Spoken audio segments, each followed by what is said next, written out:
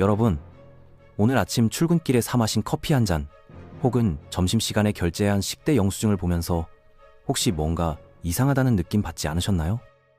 분명히 나는 어제와 똑같이 열심히 일했고 월급도 꼬박꼬박 들어오고 있는데 이상하게 내 통장의 잔고는 예전보다 훨씬 더 빨리 그리고 허무하게 증발해버리는 것 같은 그 찝찝한 기분 말입니다. 많은 분이 이걸 단순히 물가가 좀 올랐나 보다 하고 가볍게 넘기시겠지만 사실 이건 여러분의 지갑 속에서 지금 이 순간에도 벌어지고 있는 아주 정교하고 은밀한 자산 침몰의 신호탄이거든요. 마치 거대한 배가 서서히 가라앉고 있는데 선실 안에 있는 승객들은 그저 배가 좀 기우네? 하고 마는 것처럼 우리는 지금 대한민국 경제가 보내는 가장 위험한 경고음을 놓치고 있는지도 모릅니다. 오늘 제가 드릴 말씀은 단순히 환율이 올랐으니 해외여행을 미루라는 뻔한 잔소리가 아닙니다.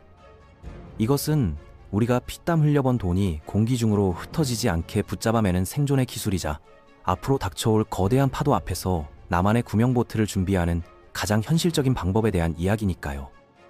지금부터 들려드릴 이야기는 뉴스가 알려주지 않는, 하지만 여러분의 생계와 직결된 돈의 이동 경로를 추적하는 긴박한 여정이 될 것입니다. 우리가 흔히 환율이라고 하면 그저 해외 직구할 때나 여행 갈 때 계산기 두드려보는 숫자 정도로 생각하기 쉽습니다. 하지만 금융 전문가들이 보는 환율은 전혀 다릅니다. 그건 한 나라의 경제 체력을 보여주는 가장 정직한 성적표이자 전 세계 투자자들이 그 나라를 얼마나 신뢰하는지를 보여주는 신용점수와도 같은 것이죠. 그런데 지금 그 점수가 심상치 않게 곤두박질치고 있습니다. 쉽게 예를 들어볼까요? 여러분이 친구에게 돈을 빌려준다고 상상해보세요. 한 친구는 이자를 4% 쳐주겠다고 하고 다른 친구는 2%밖에 못 주겠다고 합니다. 심지어 4%를 주는 친구는 세계에서 제일 부자고 힘도 센 친구인데 2%를 주는 친구는 빚도 많고 앞으로 돈 벌 구석도 마땅치 않아 보입니다. 냉정하게 여러분이 가진 소중한 돈을 누구에게 맡기시겠습니까? 당연히 4%를 주는 부자 친구에게 맡기겠죠. 지금 전 세계의 돈이 정확히 이렇게 움직이고 있습니다. 미국이라는 거대한 은행이 4% 넘는 고금리라는 강력한 자석으로 전 세계의 달러를 무섭게 빨아들이고 있는데 한국이라는 은행은 여전히 2~3%대 금리에 머물러 있으니 돈이 썰물처럼 빠져나가는 건 너무나도 당연한 이치인 겁니다. 이건 애국심의 문제가 아니라 수익률을 쫓아 움직이는 자본의 냉혹한 생존 본능이니까요. 문제는 이렇게 돈이 빠져나가면서 우리 원화의 가치가 똥값이 되고 있다는 사실입니다. 이걸 우리 일상으로 가져와서 비유해보자면 여러분이 매달 받는 월급 봉투에 구멍이 뚫려서 돈이 줄줄 새고 있는 것과 똑같습니다. 월급 액수는 그대로 300만원, 500만원 찍혀 있을지 몰라도 그 돈으로 살 수 있는 물건의 개수가 확 줄어들었다면 그건 실질적으로 연봉이 삭감된 거나 다름없지 않을까요? 실제로 지난 1년 사이에 원화 가치가 떨어지면서 우리가 체감하는 구매력은 거의 20% 가까이 증발해버렸습니다. 가만히 앉아서 내 자산의 5분의 1을 도둑맞은 셈인데 범인은 보이지도 않고 잡을 수도 없는 환율이라는 녀석이니 참으로 답답할 노릇이죠. 더 충격적인 건 우리나라를 대표하는 삼성이나 현대차 같은 글로벌 기업들조차 벌어들인 달러를 한국으로 가져오지 않고 있다는 점입니다. 예전 같으면 수출해서 번 달러를 국내로 들여와서 환전도 하고 투자도 했겠지만 지금은 미국에 놔두는 게 이자도 더 많이 받고 훨씬 안전하니까 굳이 한국으로 돈을 보낼 이유가 없어진 겁니다. 집 나간 자식들이 명절에도 고향에 안 내려오는 것처럼 수출로 번 돈들이 한국 경제로 돌아오지 않으니 국내에는 달러가 더더욱 메말라갈 수밖에 없는 악순환이 반복되고 있는 거죠. 이뿐만이 아닙니다. 우리가 먹고 입고 쓰는 모든 물건의 가격표 뒤에는 이 무시무시한 환율의 그림자가 짙게 깔려 있습니다. 한국은 기름 한 방울 나지 않는 나라라서 석유부터 밀가루, 커피 원두, 심지어 공장 돌리는 원자재까지 죄다 달러를 주고 사와야 하거든요. 환율이 1,000원일 때는 1달러짜리 물건을 사오는데 1,000원만 주면 됐지만 환율이 1,400원, 1,500원으로 치솟으면 똑같은 물건을 사는데 40에서 50%의 돈을 더 줘야 합니다. 이건 마치 빵집 사장님이 밀가루 값을 1.5배 더 주고 사오는 상황과 같습니다. 재료비가 오르니 빵값을 안 올릴 수가 없고 결국 그 부담은 고스란히 빵을 사 먹는 우리 소비자의 몫이 되는 거죠. 아파트 관리비 고지서를 받아보고 깜짝 놀라신 적 있으시죠? 가스비나 전기료가 오르는 것도 결국은 에너지를 수입해오는 비용, 즉 환율이 올랐기 때문입니다. 기업들도 마찬가지입니다. 아무리 물건을 많이 팔아도 원자재 가격이 폭등해버리면 남는 게 없습니다. 회사가 돈을 못 버는데 직원들 월급을 올려줄 리 만무하고 결국 물가는 오르는데 내 월급만 제자리 걸음인 소름 끼치는 현실, 즉 스태그플레이션의 늪에 빠지게 되는 겁니다. 그런데 더 무서운 건 이 상황이 금방 끝날 것 같지 않다는 점입니다. 마치 늪에 빠진 것처럼 발버둥 칠수록 더 깊이 빠져드는 구조적인 문제들이 얽혀 있거든요. 가장 큰 뇌관은 바로 3천조 원에 육박하는 어마어마한 가계부채입니다. 한국은행 총재가 금리를 올려서 빠져나가는 돈을 잡고 싶어도 그랬다가는 빚내서 집 사고 주식 산 수많은 영끌족들이 이자 폭탄을 맞고 줄줄이 파산할 게 뻔하기 때문에 이러지도 저러지도 못하는 딜레마에 갇혀버린 겁니다. 금리를 올리자니 내수 경제가 박살나고 안 올리자니 환율이 미친 듯이 뛰고 그야말로 진퇴양난의 외통수에 걸린 형국이죠. 게다가 우리 경제의 성장 엔진 자체가 차갑게 식어가고 있다는 것도 뼈아픈 현실입니다.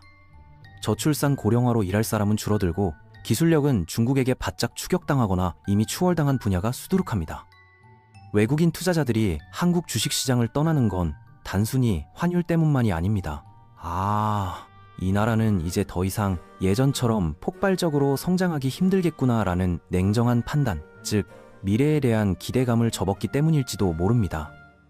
그들은 아주 영리하게도 원화 가치가 쌀 때 한국 주식을 쇼핑하듯 샀다가 환율 차익만 챙기고 미련 없이 떠나버리는 단타 매매 전략을 쓰고 있는데 우리는 그들이 남긴 찌꺼기를 보며 외국인이 샀다라고 좋아하고 있는 건 아닌지 심각하게 고민해봐야 할 때입니다.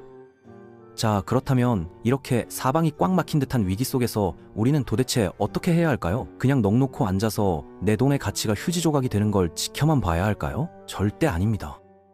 국가가 나를 지켜주지 못한다면 나 스스로 내 자산을 지키는 각자 도생의 방패를 만들어야 합니다. 가장 먼저 추천해드리는 전략은 여러분의 자산 바구니에 달러라는 안전장치를 반드시 채워넣는 것입니다. 지금 당장 은행 앱을 켜서 여유 자금의 딱 10%만이라도 달러로 바꿔보세요. 혹은 증권사에서 쉽게 가입할 수 있는 달러 RP 같은 상품을 활용하면 이자도 받으면서 달러 가치 상승에 따른 환차익까지 노릴 수 있습니다. 이건 투자가 아니라 보험입니다. 우리 집에 불이 날 확률이 낮아도 화재보험에 가입하는 것처럼 대한민국 경제가 흔들릴 때 나를 지켜줄 유일한 비상금을 마련해두는 거죠. 환율이 미친 듯이 오를 때 내가 미리 사둔 달러는 내 자산의 가치를 방어해주는 든든한 방패가 되어줄 것입니다. 두 번째로는 줄줄 새는 고정비를 틀어막아 그 돈으로 미래를 위한 총알을 만드는 것입니다. 월급이 안 오르는데 어떻게 돈을 모으냐고 하소연하기 전에 내 통장에서 매달 자동이체로 빠져나가는 돈들을 현미경처럼 들여다보십시오. 특히 통신비나 구독료, 불필요한 보험료 같은 것들은 마음만 먹으면 당장이라도 줄일 수 있는 항목들입니다. 9만원짜리 5G 요금제를 3만원대 알뜰폰 요금제로 바꾸고 한 달에 한두 번 볼까 말까 한 OTT 구독을 해지하는 것만으로도 매달 10만원 이상의 현금을 확보할 수 있습니다. 이 돈을 우습게 보지 마세요.